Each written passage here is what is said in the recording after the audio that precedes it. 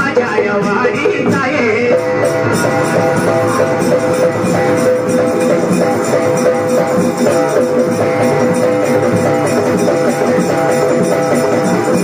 माझ्या वाडीचा पैलवान या गेल्यानी बरोबर नावचा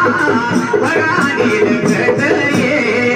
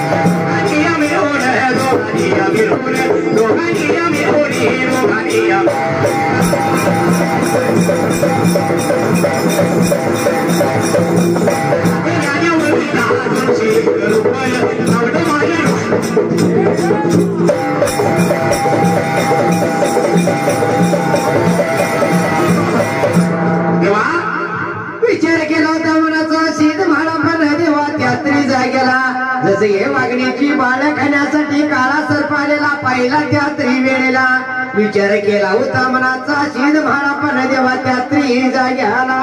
देवा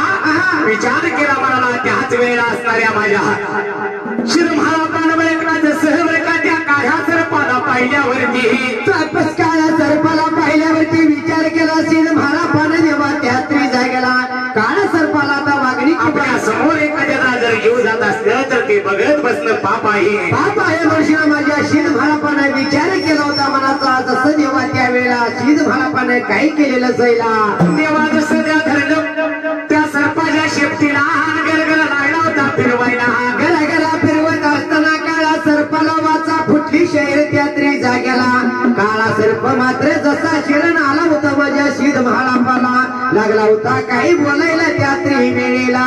देवा असणाऱ्या सर्पाला वाचा फुटली शिरमारी उडायला लागला होता बोलायला बाबा रे मला कशासाठी ह्या प्राण्याचा जीव लावला गेला कशासाठी तू लागलाय मला मारायला काळा सर्प लागला तर बोलायला बाबा सात मात्र खपा मी ह्याच्या खाली देतो आता का लागलाय मला अडवायला विचार केला म्हाळापा बोलत होत या काळा डोंब्या सर्पाला अरे बाबा माझ्या समोर एखाद्याचा प्राण चालला आणि तुला नाही मात्र त्या बाळाला खाऊ देणार यात्री जाग्याला कसा आहे जाईल तेत करतोय राज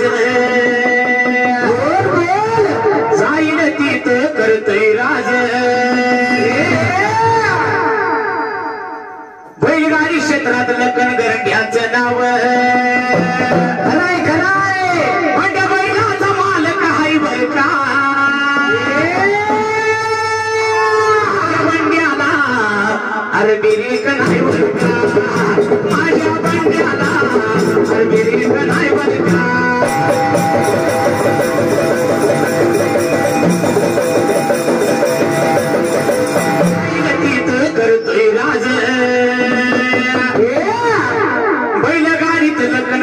बंड्याचं नाव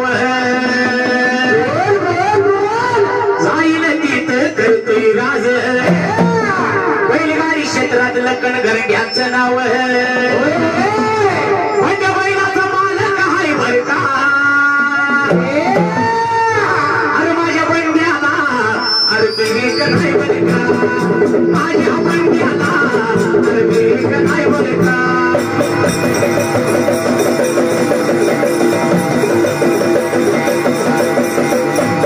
माझ्या बंड्याला अरे बिरेक नाही बर का माझ्या बंड्याला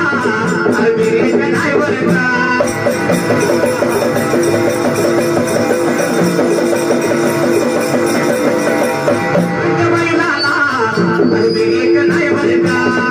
बंड्या बैलाला अरे बिरेक नाही बर का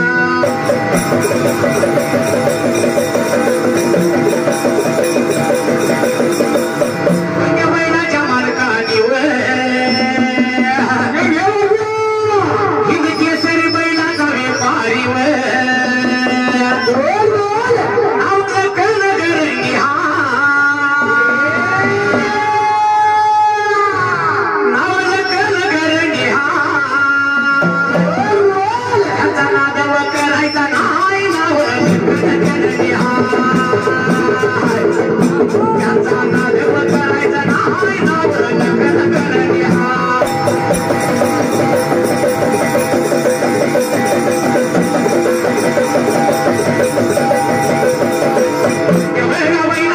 बैला या नावाने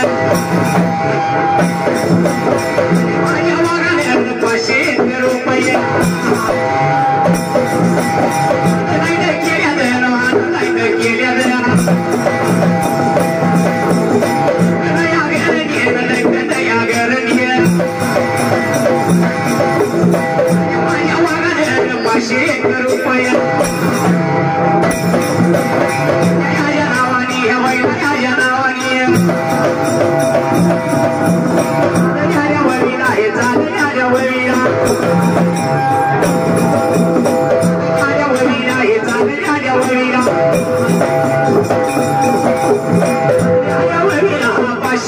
रुपये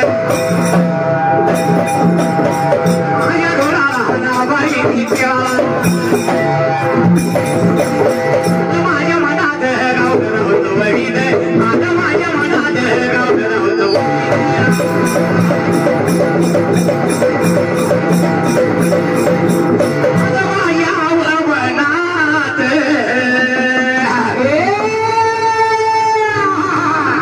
साहेब जानकर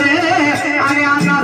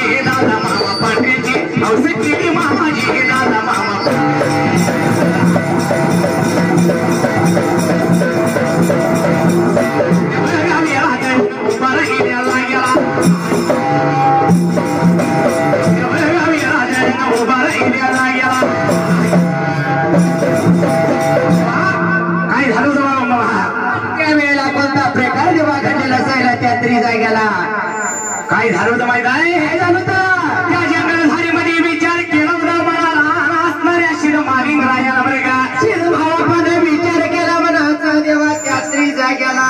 आणि जसा मात्र लागला तर या काळा डोंब्या सर्पाला सिद्धमाळाप्पा बोलायला बाबा रे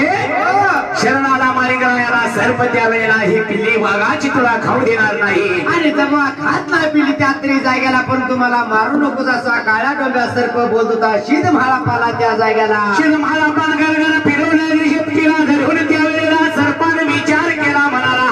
आणि त्याचा हा कोण तर बरं का मानव नसून कोण तर शिरपुरुष असला पाहिजे आणि म्हणून शिनाबाबा मला लागला या बोलायला म्हणून काळ्या डोंब्या सर्पाने विचार केला मनाचा लागला होता माझ्या शिरमाळाप्पाला काही बोलायला अरे बाबा मला नको तू मारायला ह्या त्रिवेळेला शिरण आलता शिरमाळाप्पाला तेव्हा त्याच वेळेला शिरमारिंगराया त्या वाघिणीची वाट लागला होता बघायला आणि त्याच वेळेला जशी ती येलेली वाघीण मामा आणि जशी देवा वेलेली वाघीण मात्र देवा जंगल झाडीतून हिंडून शिना फिरून शिना निघून आली होती आपल्या बाळाच्या जवळल्या बाजूला जवळ आल्याबरोबर देवा त्या वाघिणीला माणसाचा वास मात्र लागलेला असायला तेव्हा मुख्या जरी दिली त्यावेळेला जसं शिरमारिंगरायानं आशीर्वाद दिल्यावरती त्या पिलांचं पोट भरल्यासारखं झालं होतं 14 विद्या भांडरा जेव्हा पिल्लांच्यावर टाकल्या बरोबर जेव्हा पिल्ले त्यात्री जाग्याला त्याच वेळेला वाघीण लागली होती माझ्या म्हाळापाच्या अंगावरती धाव घ्यायला त्याच जाग्याला रोजच्या नेमाप्रमाणे पिल्ली चिवचिव करत आपल्या आईची वाट बघत त्या असणाऱ्या वाटेकडे बघत होती त्या वाघिणीच्या गभीतून ती पिल्ली बाहेर येत होती आणि तशी बाहेर येत होती देवा त्या जागेला तेवढ्या टापात वाघीण जंगल झाडीतून निघून आली होती आपल्या बाळाच्या जवळल्या बाजूला त्यावेळेला आज कशी माझी पिल्ली बाहेर येणार म्हणून वाघिणीला विचार करायला देवा त्याच वेळेला येलेली वाघीण आपल्या गभी जवळ येऊन लागली होती पिल्लाला हाक मारून बोलवायला आणि जशी जेव्हा आपल्या पिल्लांना लागली होती बोलवायला एवढ्या टापात माझा शिरमाळाप्पा झाडाच्या आडाला उभा राहिलेला असायला त्याच वेळेला वाघिणीनं पाहिलं होतं जेव्हा शिरमाळाप्पाला तेव्हा मानवाचा वास लागला त्या वाघिणीला वाघिणीने विचार केला म्हणाला कोणतर मानव आलाय बरं का आपल्यावर चावड करण्यासाठी म्हणून शिना वाघिणीने जेव्हा शिरमाळाप्पाच्या अंगावरती लागली होती तेव्हा चाल करायला चाल करत असताना जेव्हा एवढ्या टाइमात मात्र या वाघिणीच्या पिल्लाला वाचा फुटायला जशी मात्र लागली होती आपल्या मातेला या वाघिणीला बोलायला हे माते हो अगं आज तुझी बाळ जिवंत आहे ती होय होय कुणामुळे तर ही कोण माणूस आलाय कोण मानव मात्र या झाडीला आलाय आपल्या गभीला आलाय आणि त्याच्यामुळे मात्र आम्ही जिवंत राहिलो या आणि त्याच्यामुळे आम्ही मात्र तुला अनदर पडलो ह्या जाग्याला लागली होती मात्र बाळ बोलायला आपल्या मात्र माताला ही कोणतर मानव नसून कोणतरी सिद्ध पुरुष असला पाहिजे देवा ह्या जाग्याला आणि ह्याच्यामुळे आमचा प्राण वाचलाय माते त्याला काय विचार नको त्याला काय अडचण आल्या कशासाठी वनाला आलाय त्या अगोदर विचारपूस कर ह्या वेळेला कशाच्या पायात आला जिंकड झाडीत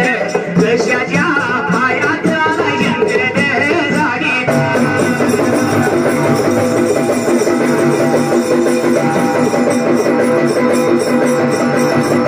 कशाच्या पायात आला जिंकड झाडीत कशाच्या पायात आला जिंकड झाडीत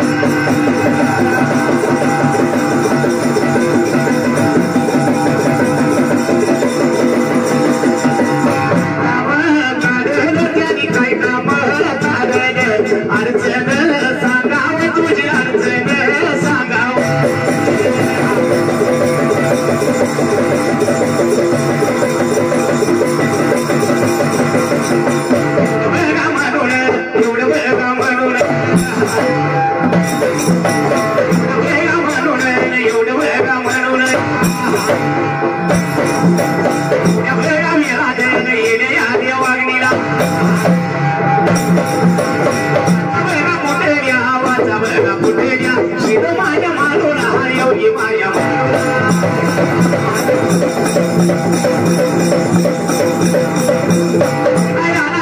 हे सांगायला लागेली काही काम करायला मला सांगतो गेलो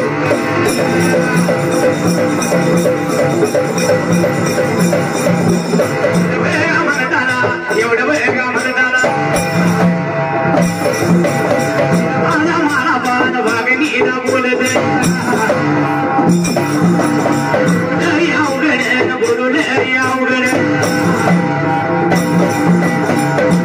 अवघड बोलू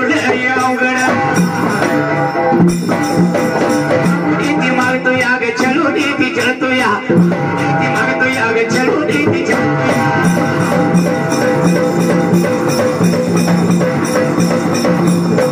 पाहिजे बोलू ना तुझं दूध पाहिजे बोलू ना दूध पाहिजे बोलू ना तुझं दूध पाहिजे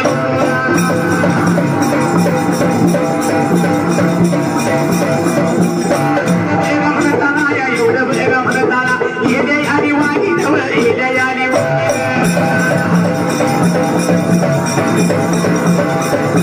माझ्या जोरानं या सत्य माझ्या जोरानं मला माझ्या सत्वा नाही मला माझ्या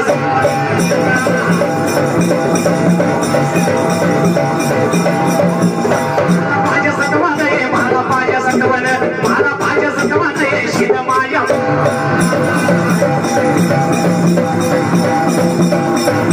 लाल डोळं तुझं पिवळं पिवळं गाणं लाल लाल डोळं तुझं पिवळं पिवळं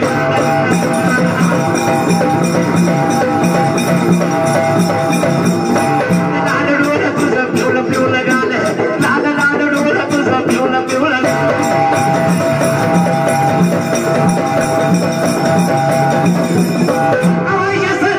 वाजतो या ढोले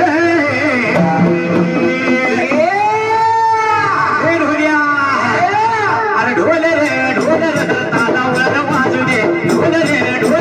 तालावर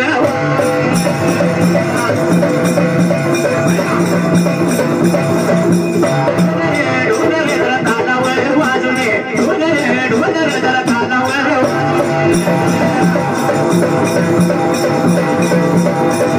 लाल डोळं तुझं पिवळं पिवळं गालं लाल लाल डोळं तुझं पिवळं पिवळं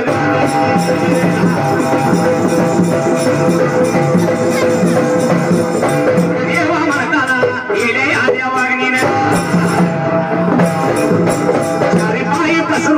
चारी पायी पसरून पानं राहिली घालायला पानं राहिली घालायला माया माळून योगी माया माळून निज दूध गाण वागे निज दूधवर निज दूध गाण वागे निज दूधवर बघा काढून दूध बघा काढून बघा काढून दूध बघा काढून या घेऊन या शिद माझं मला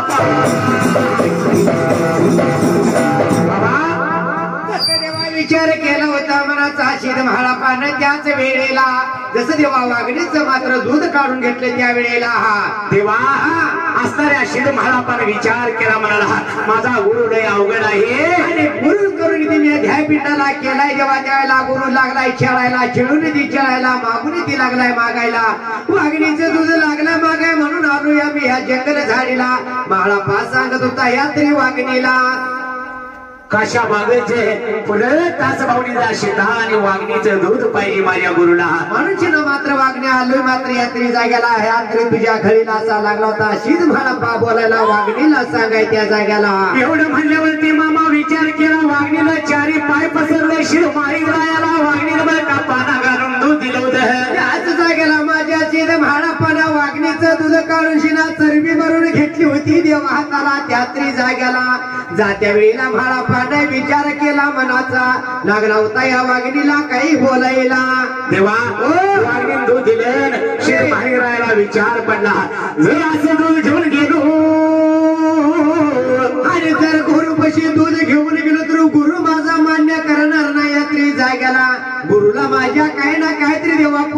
पाहिजे म्हणून शीद म्हाळापा बोलतो कशाचं गाईचं दूध आणलाय का म्हशीचं आणलास का कुठल्या तुझ्या मेंढराचं काढून आणला चेल हे बर का पुरावा दाखवण्यासाठी वागणीला लागला बोलायला शिरमारी राया आणि तुझी दोन बाळ द्यावी माझ्या संगतीलाच लागला होता म्हाळापा बोलायला ऐकून घेतलं होतं वागणीनं जेव्हा त्या जंगल झाडीला तेव्हा त्या लिंबाळ्या डोंगराला तेव्हा जसं बर का त्या वागणीने दोन बाळ दिली होती अरे वाघीन सुद्धा महावीर त्या शिरमारी रायाच्या चालत येत होते जसं देवा त्या जागेला निघून जात असताना काळा डोंब्या सर्प सुद्धा संगती निघून चालला होता शहर त्यावेळेला असा करत करत शीद म्हाळापा निघून आला होता देवा यात्री जाग्याला देवा त्याच वेळेला शिरमारी रायानं मला का वागणीचं कच्च दूध कसं द्यायचं म्हणून शिना देवा त्या जागेला शीद म्हाळापा निघून आला होता जिथे नारायणपुराला त्या त्रिवेळेला देवा काय केलं होतं बरं का जिथे नारायण हुलसंती आता जेव्हा त्या जागेला पहिलं जिथे नारायणपूर गावाचं नाव असायला त्याच जागेला वाघिणीला वाघाच्या पिल्याला कन्नड मध्ये हुल म्हणते देवा म्हणताना हुल जयंती वाघाची जयंती घातली मनुष्यना हुल जयंती झाली शहर त्यावेळेला देवा सारा आणलेलं दूध माझ्या गुरुला कच्चं दूध कसं घालायचं म्हणून शिरो भाला पण मेंढीच्या लेण्याचा ढेक केला आणि त्याच्याबरोबर का दूध तापवायला लागला होता त्याच वेळेला तो दूर कैलासला मामा गेला होता आणि जसा देवा त्या जागेला मेंढीच्या लिंडीचा धूर गेला होता कैलास गादीला त्या जागेला कैलास गादीला शंकर पार्वती सारखीचा जाव लागली होती खेळायला त्याच जागेला पार्वतीच्या डोळ्यातून पाणी लागलं होतं वायाला बाबा भोळ्यादेव शंकर पार्वतीचा असून त्याचा डाव चालू होता कैलास गादीला देवा त्या वेळेला त्या असणाऱ्या बरं का मेंढी या लेंडीचा दूध शिरमारी राया वाघणीचं दूध तापवता त्याच वेळेला तो धूर कैलासाला गेला आणि पार्वतीच्या डोळ्याला धूर लागला आणि त्याच वेळेला पार्वतीच्या डोळ्यातून पाणी लागलं यायला पाणी येत असताना जेव्हा विचार केला पार्वतीनं मनाला लागली होती माझ्या भोळ्या देव शंकराला ते स्त्री बोलायला हे देवा आतापासून कधी सुद्धा असं काय झालं ना आता धूर कुठला लागला यायला माझ्या डोळ्यातून पाणी लागले वाह्याला पार्वती बोलत होती माझ्या भोळ्या देव शंकराला पती देवा काय झाले बरं का कुठं काय झाले मला काय समजना झालंय माझ्या डोळ्यातून पाणी यायचं बंद होईना झालंय कशासाठी माझा नाव चुकायला लागलाय मला काय करीना झालं या म्हणून शिना देवा माया पार्वती बोलत होती माझ्या भोळ्या देव शंकराला देवान ऐकून घेतली पार्वतीची गोष्ट त्या जाग्याला भोळा देव शंकराला लागला होता आज माया पार्वतीला काय सांगायला काय तुला गे सांगाव खाल्या मागे ओळखतात बघ मधल्या काळा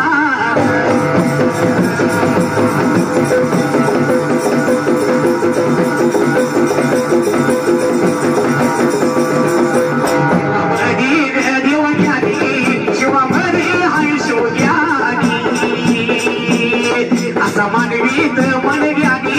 तिरुदेवाचा बघ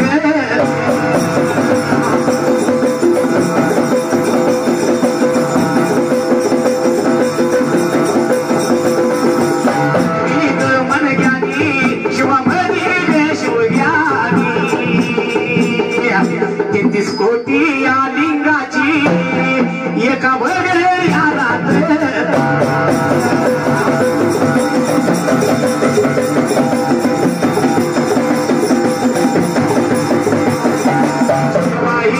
करतो या बघ शेवा घर करतो या शेवा या करतो या तशी घर मला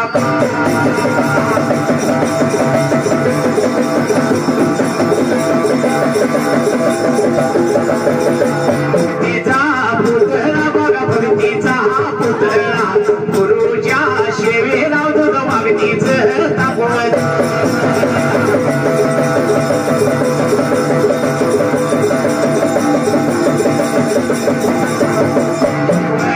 म्हणताना देवा एवढ म्हणताना पार्वत्या देवीला कोण पडलं शिवा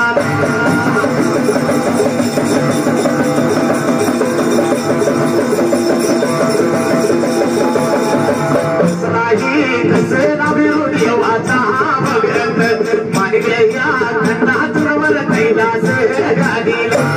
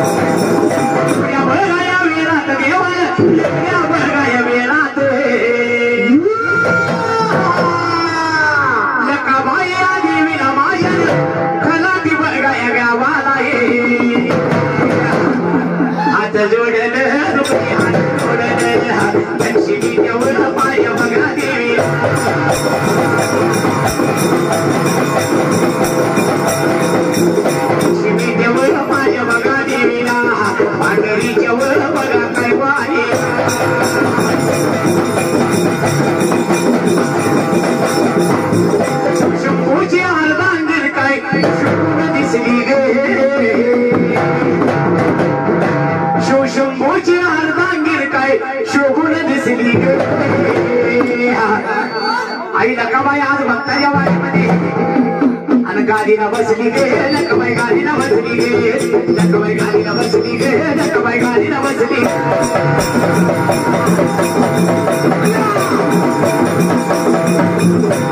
बसली गे लकाबाई गाडीला बसली गे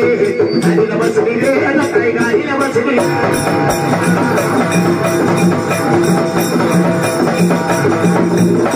शंभूची अर्धांगीर काय दिसली गे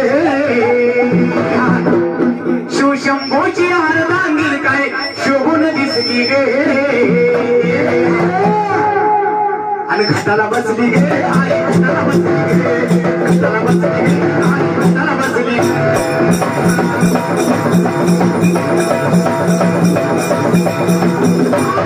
घाटाला बसली गे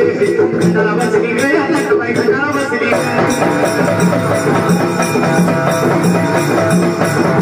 आणि घेत गायाला विकार बंडूला गावाईचा पुजारी बंडू गा पुजारी बंडू गा पुजारी नाव गा केलारी माझ्या वागाला माझ्या जोडीदाराला मारी गायाला भले माझ्या माझ्या